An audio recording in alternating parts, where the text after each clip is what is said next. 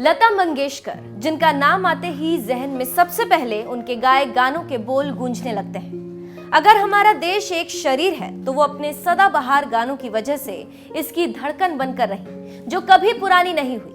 जैसे हर आने वाली सांस अपने आप में नई और मुकम्मल होती है, ठीक वैसी ही थी लता जी और उनकी सुरीली आवाज।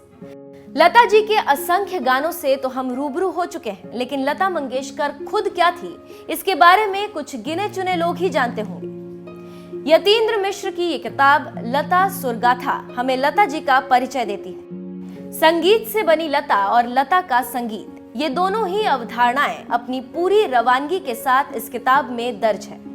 यहाँ लता जी के जीवन से लेकर संगीत यात्रा के बारे में एक बहुत लंबा लेख लिखा गया है, जिसे पढ़कर आप उन्हें बेहतर जान पाएंगे। और इस किताब की ही मदद से आज हम आपके सामने उन्हीं से जुड़ा एक किस्सा बताने जा रहे हैं, जिसकी वजह से टॉप सिंगर लता मंगेशकर बन गई थी कोरस सिंगर।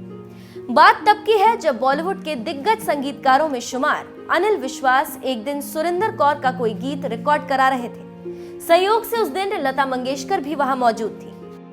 अनिल दा ने बड़े प्यार से लता मंगेशकर को अधिकार पूर्वक बुलाते हुए कहा, लतिके इधर आओ, तुम कोरस में गाओ, इससे गाना और भी अच्छा हो जाएगा।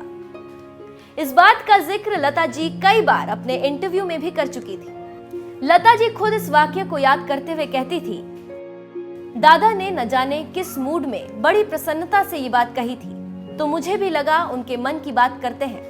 और अब विश्वास करिए कि मुझे उस समय कोरस में गाकर भी उतना ही आनंद आया जितना कि उनके मुख्य स्त्री किरदारों के लिए रचे गए गीतों को गाते हुए आता था। वैसे एक बड़े फनकार का दूसरा बड़े फनकार के प्रति सम्मान का भाव ही कहा जाएगा, क्योंकि जब लता मंगेशकर कोरस में गाने के लिए तैयार हुई तब वो लीडिंग सिंगर के तौर पर स्थापित हो चुकी थी। ऐसे में उनके लिए कोरस में गाना काफी बड़ी बात रही। इस किस्से का सबसे खास पहलू लता जी और अनिल विश्वास का खास रिश्ता है।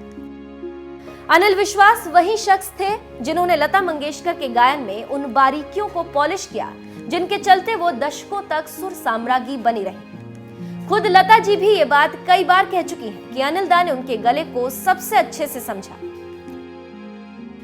लता मंगेशकर के जीवन से जुड़े ऐसे ही दिलचस्प विवरणों का दस्तावेज है लता सुरगाथा। वाणी प्रकाशन से प्रकाशित ये किताब लता मंगेशकर के साथ भारतीय फिल्म संगीत की भी झलक पेश करता है। संगीत की दुनिया में लता के सफर को उनके ही शब्दों में पेश करने का काम किया है कवि और संगीत के स्कॉलर यतीन्द्र मिश्र ने।